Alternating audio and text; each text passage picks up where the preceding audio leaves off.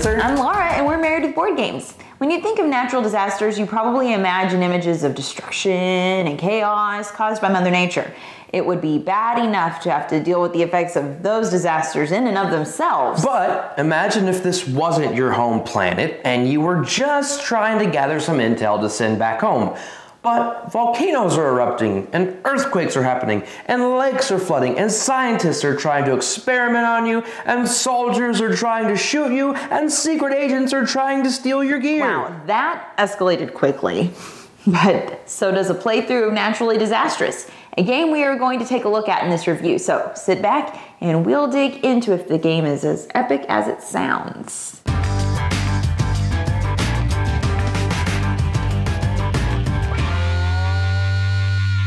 Naturally Disastrous is a cooperative dice-driven game of peril and adventure and was designed by Tyrell Wood and published by Silver Lake Games. Players take on the roles of aliens who have come to Earth to set up a long-range communication array in order to deliver data back to their home planet.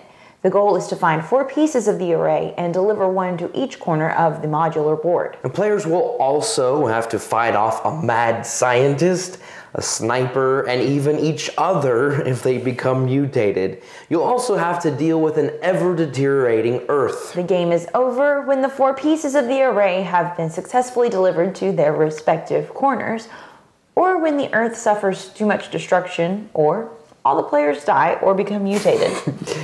Yeah, bad stuff there. Yeah. Let's head over to the table and take a closer look. In Naturally Disastrous, the game board is made up of 9 different tiles, and when you set up the game, you can choose which side. The tiles are double-sided, so there's different artwork on either side. And what you're going to do is you're going to choose one side, and then you're going to turn them all to that side, and then you mix them up, and then you lay them down in a grid like this to form your board. So the board is randomized every time you play. You're also going to set out different pieces of equipment that have fallen from your ship. And when you start the game, you're going to roll these 2 dice. One's a D10, one's a D8, and they're going to give you coordinates of where you're going to drop those items. So I just randomly threw some down there, and those are items you're going to be able to find throughout the game. And of course, some of those items are going to be the different pieces of the array. And I left these out just to show them to you, but normally they would be hidden, and you have to go discover them and pick them up and all that. And then, of course, the objective of the game is to pick them up and take them to the 4 corners of the board. The number 1 needs to go up in this corner, the number 3 needs to go in that corner, the number 6 needs to go in this corner, and the number 8 needs to go in that corner. And once you do that, the aliens win the game. Speaking of aliens, you have several different aliens to choose from, and those are over there. And what happens is each alien has a different amount of damage that they can take, and that is kept track of on the health track. Here's a close-up of one of the aliens. I'm not even going to try to pronounce that. And you can see they have different slots for items they can pick up and carry. That's the maximum amount that they can carry. There's also a handy turn sequence over here. On your turn, there's going to be a Naturally Disastrous action.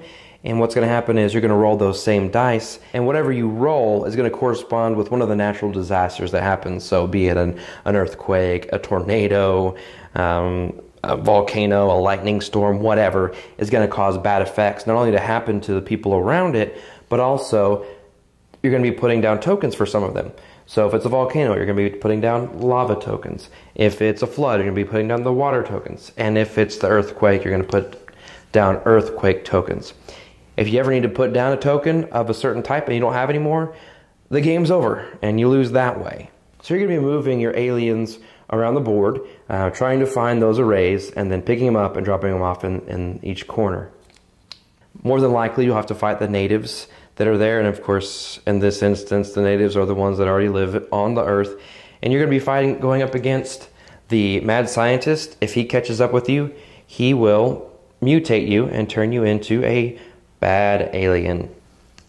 The sniper is going to try to shoot you and deal damage to you.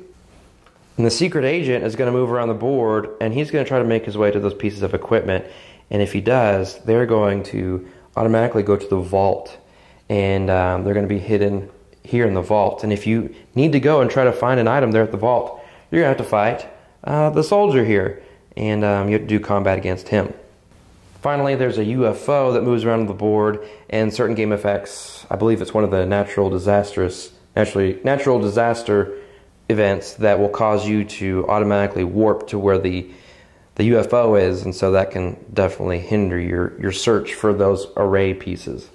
I did want to draw your attention to the box. The game comes in this plastic box, and it slides in there, and it's not very malleable. It's we'll get into it in more depth in our talk through, but this is the box that it comes in. On to our thoughts. Let's begin with the overall presentation of the game. First of all, we'll start with the box.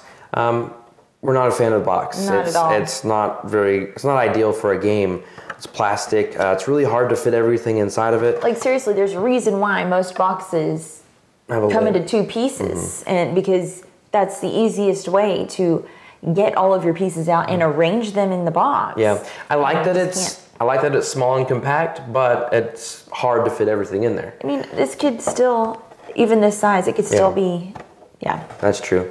The components, cardboard quality of the components, what do you think of that? It's fraying around the edges already. And we've played 2 games. 2 or 3, yeah. And it's already fraying, and so it's not the best quality cardboard of the components. Pretty low quality there. The artwork for us, at least I think, is kind of hit or miss. Yeah, there are just certain aspects that we're like, okay, this is really good, and then there's others that's like, okay, no, not really. Like the tiles that you play on, we don't think that's up to par of, say, the character sheets and maybe the box artwork. Well, even the character standees look pretty awesome. Yeah. And yeah, I agree with that as well. But I mean, what we like about the artwork that we do like is that it's pretty thematic. It definitely sets the mood for the game. So that'll about do it for the presentation of the game. The concept, what do you think of just the overall concept of the game? I enjoy it. Yeah. I think it's very interesting that in this game you are playing the aliens, and so you're not even, like, the objective isn't even to attack Earthlings. Right. Your objective is to do your own thing. Yeah. And I enjoy that. And then the natives each have their own action as well. I like that. Yeah, and it kind of sets up the aliens as the good guys, as opposed to them being like you said, the invaders and being the antagonists. So I like that twist on things, and just the overall concept of having an objective, but trying to deal with the ever dissolving Earth is really neat. Oh man, so, yes, that's true. So we liked that. Yeah. Gameplay. The thing about this game is a lot of the game is very random. Right. Setup is random. The things that you do when you do the natural disastrous actions are all random. Everything when you place things, you're rolling dice. Yeah, where the tokens are on the board, because you're having to flip those tokens looking for your pieces of the array. Yeah. And there have just been some times that, okay, we found a bing, bang, boom, boom. Yeah. Or there have been other times it was the last 4 things we got to look at. Right. So that being said, there's only so much strategizing you can do with everything that is as random as it is. It is a pretty short game. 45 minutes or so. Right, that's with a 2-player game. Yeah. But even so, your turns are quick. You get a lot done, but they're quick, and I like that. Yeah. It flows well. There's a very structured turn sequence. Very. That flows very well, so we did appreciate that. I do like the idea that there can be an alien that can be mutated and basically go against everybody else and kind of become a traitor. Right. If the scientist finds them, I thought that was pretty neat. With all of those gameplay elements, saying that it's quick and that turns are simple and whatnot, we do think that, there's not just a whole ton of depth to this, especially because of how randomized a lot of the things are, but that makes it a great game, we think, for newer gamers. Well, yeah, and it would introduce new concepts like the action point selection, selecting what to do with the amount of actions that you have. Introducing a cooperative game to them, the idea of that, working together. I think that it would work well for a new gamer. And so, while it doesn't really replace any cooperative games we already own, it really could be a good starting point for newer gamers to introduce some standard concepts. Naturally Disastrous initially had us hooked by the concept of the game. The theme and the concepts really piqued our interest. Unfortunately, the packaging and component quality do detract from our rating of the game, and the amount of randomness involved in the game is a little more than our liking. However, we do feel that there is an audience for Naturally Disastrous. Perhaps for newer gamers, or those who don't mind that most major effects are dictated by the roll of a die. We're going to box this one up for now. Don't forget to check us out on social media and find more great reviews over on Dicetower.com. Thanks so much for watching the Dice Tower videos. Find more great videos and reviews as well as our top-rated audio podcast at Dicetower.com. You can also find other great shows at DicetowerNetwork.com. I'm Eric Summerer, and you've been watching The Dice Tower. The Dice Tower is sponsored by Cool Stuff Inc., where you can find great games for great prices. Cool stuff in stock. Check them out at CoolStuffInc.com.